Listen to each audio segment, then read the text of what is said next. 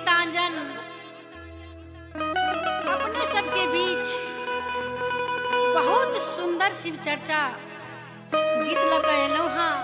आज बहुत भाग्य के बात है जे आई हमरा RCM म्यूजिक मैथिली चैनल से गावे के मौका मिलल। आज शिव चर्चा गीत में हम अपने सबके बीच सुंदर भाव लगा गीत के एलू हाँ। हमरा साथ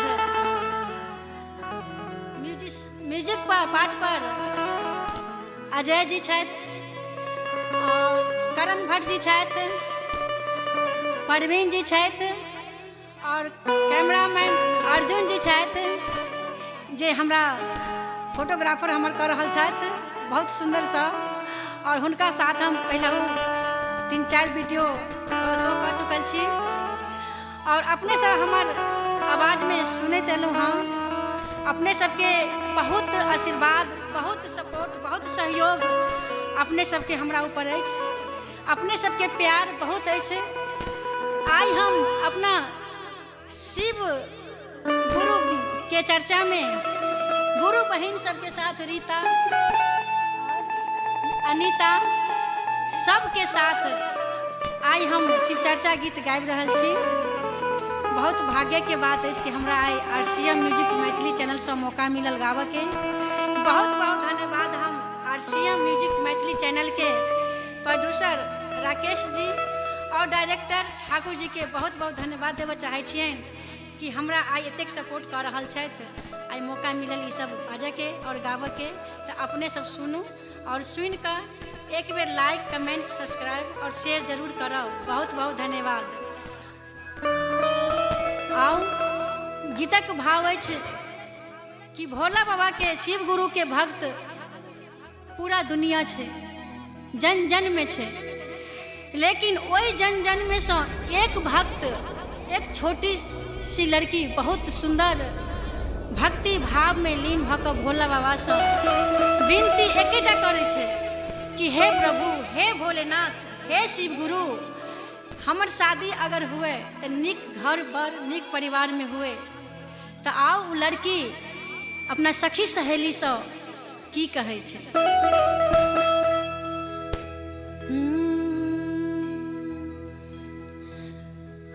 शिव गुरु भेजल डोलिया कहार, हे सखी सुनो, हमर शिव गुरु हमरा पर कतेक प्रसन्न छथि।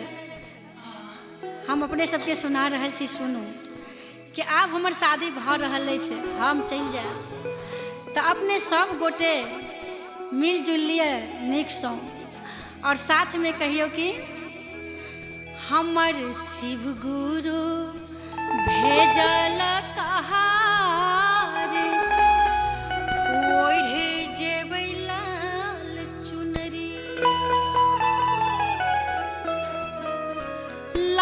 चुनरी गे सखी, लाल चुनरी गे।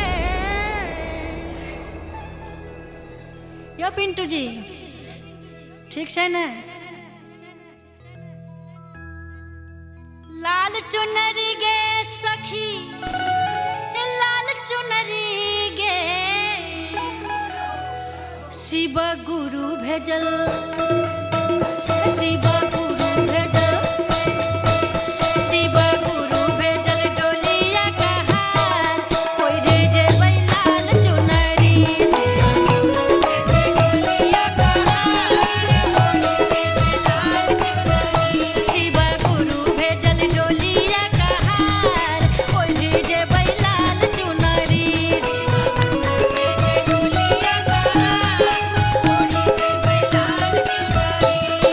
लाल